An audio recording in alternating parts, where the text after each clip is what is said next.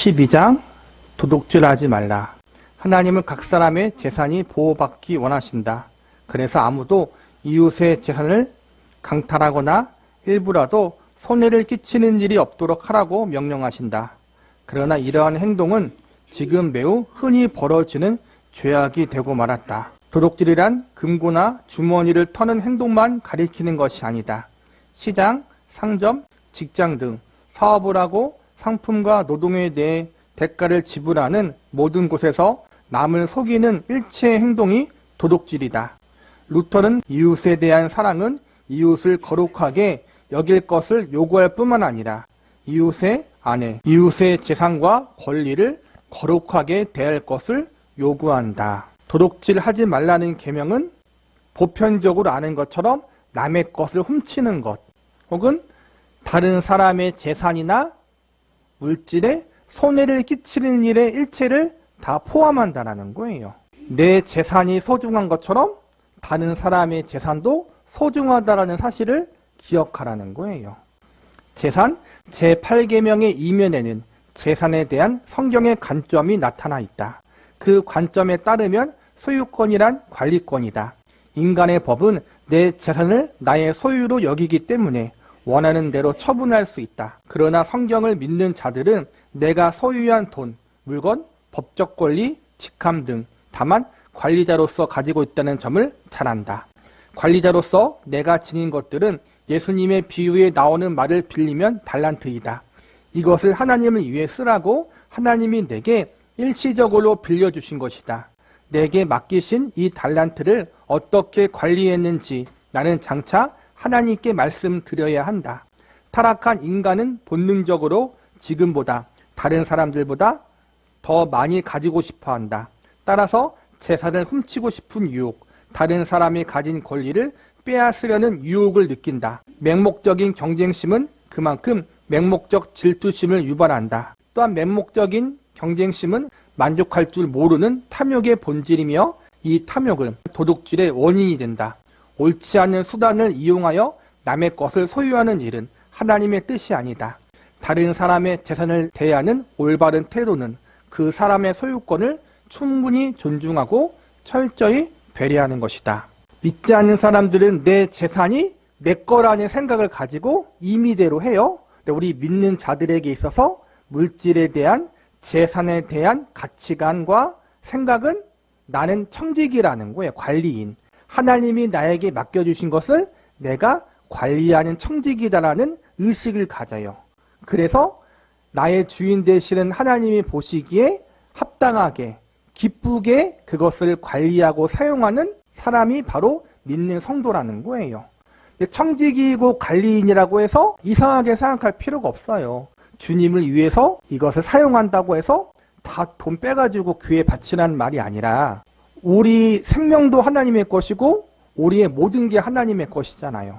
첫째로 내 생명을 유지하고 내 생계를 유지하는 것도 그 일에 내가 물질을 사용하는 것도 하나님이 기뻐하시는 거예요. 그리고 사랑하는 내 가족 역시도 우리의 가정의 주인이 하나님이시잖아요. 내게 맡겨주신 가정의 생계를 책임지는 것, 아이들을 가르치는 것, 배우자에게 필요한 것을 채워주는 것, 최소한의 기본적인 것을 포함하여 그 이상의 것을 우리는 채워줘야 되고 공급해 주어야 되잖아요. 부모들은, 어른들은 우리의 가정의 주인 되시는 하나님 앞에 내 가정의 생계를 책임지고 가정에게 필요한 것을 공급하는 것 역시도 하나님이 기뻐하시는 일이에요. 교회에만 헌금을 내고 선교단체에 헌금만 내는 게 하나님의 일이 아니라 청지기로 관리한다는 건 이상한 게 아니에요. 지극히 정상적인 삶을 영위한다는 거예요, 여러분. 우리가 가진 재산을 나와 내 가족을 위해서 또한 하나님이 내게 맡겨주신 삶의 자리에서 건전하게 지혜롭고 분별력 있게 규모 있게 사용하는 것이 청지기예요, 여러분. 건강한 재정관이라는 거예요, 그게. 그리고 또 거기에 한 발 더 나가 나에게 맡겨주신 교회에도 책임을 지는 것이고 함께 가는 거예요. 하나만 가는 게 아니라. 내 재산, 하나님이 나에게 맡겨주신 것만 소중한 게 아니라 상대방이 가진 재산도 소중하고 그 권리를 존중해 줘야 된다. 정리하자면 기독교의 물질관, 재산관, 재정관은 참으로 건전한 거예요. 성실하게 일해서 성실하게 모으는 거예요. 성실하게 일해서 성실하게 모은 돈으로 나와 내 가정의 생계를 책임지는 거예요. 그리고 교회를 책임지고 거기다가 어려운 이웃도 돕고, 그렇게 할 수 있는 우리가 안정적인 재정과 안정적인 직업을 위해서 기도하면서 하나님께 나아가는 거란 말이에요. 여러 가지 도둑질을 금하는 것은 명백하고 총괄적인 명령이다. 이 계명을 어떻게 적용할 것인가? 아마 생각한 것보다 훨씬 폭넓게 적용할 수 있을 것이다. 예를 든다면 시간의 도둑질이 있다. 이것은 오늘날 가장 흔히 벌어지는 양상이 아닐까? 고용된 사람들은 얼마의 보수를 받고 얼마의 시간 동안 일하기로 계약을 맺는다.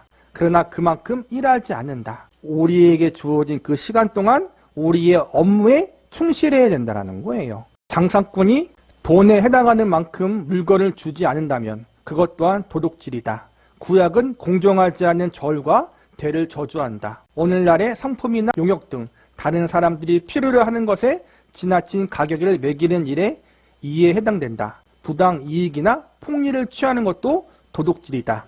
이 모든 게 하나님 보실 때 합당하지 않다라는 거예요. 이익을 가지지 말라는 것이 아니라 너무 지나친 것, 남을 속이면서까지 가지는 것은 도둑질에 해당할 수 있다는 거예요. 빚을 지고 갚지 않아 그 사람이 돈을 쓸 수 있는 기회를 빼앗은 것도 도둑질이다. 어떤 사람은 버릇처럼 빚을 갚지 않는데 성경은 이런 태도를 책망한다. 피차 사랑의 빚 외에는 아무에게든지 아무 빚도 지지 말라고 바울은 말한다. 우리가 참으로 이웃을 사랑한다면 지체하지 않고 그 빚을 갚을 것이다. 끝으로 어떤 사람 뒤에서 악의적인 헌담을 하며 그 사람의 신용을 심하게 훼손하는 것도 평판을 훔치는 도둑질이다. 도둑질하지 말라는 계명은 당신과 상관없는 계명이라고 생각할지 모른다. 그러나 우리는 이제 생각을 고쳐 먹을 필요가 있다. 바울은 도둑질하는 자는 다시 도둑질하지 말라고 썼다. 남의 돈에 몰래 손을 대거나 금고에 있는 돈을 훔치거나 어떠한 물건을 훔치는 그것만 도둑질이 아니라 다른 사람의 시간을 빼앗고 다른 사람들에게 거짓말을 하고 폭리를 취하고 속이고 심지어는 다른 사람에게 헌담을 해서 그 사람의 신용을 떨어뜨리게 만들고, 이 모든 것도 하나님 앞에서 도둑질에 해당한다는 거예요. 그러니까 이 십계명은 사람과 사람만의 관계를 이야기하는 것이 아니라 하나님과 우리 사이의 관계를 가장 중요하게 보는 거거든요. 1계명부터 4계명까지만 하나님과 나 사이가 아니라 사람과 사람 사이에서 지켜야 하는 그러한 율법, 의에 대한 부분도 사실은 하나님 앞에서 우리가 지켜야 되는 것이라고 볼 수 있다는 거예요. 그래서 우리는 사람을 의식하기 앞서서 하나님을 의식하면서 이 모든 것들을 우리가 지키고 조심해야 되는 부분이라는 거예요. 우리 건강한 기독교인의 재정관은 우리가 오늘 배운 것처럼 청지기로서 성실하고 지혜롭게 잘 관리하되 나뿐만 아니라 상대방의 것에 대해서도 존중하고 소중하게 여기는 자세를 가져야 된다. 너무 한쪽으로 치우치면 안 돼요. 뭐든지 나와 내 가정에 대한 기본적인 책임을 다해야 되고, 교회에 대한 내 기본적인 책임을 다해야 되고, 또 내가 도울 수 있는 범위 내에서 어려운 이웃도 돕는 부분도 포함되고, 그렇게 하나님 앞에 우리가 건전한 청지기로서 물질과 시간과 모든 것을 잘 관리할 수 있기를 바라고, 이를 위해서 이러한 분별력과 지혜를 하나님 앞에 달라고 기도할 수 있는 사람들이 되어야 해요.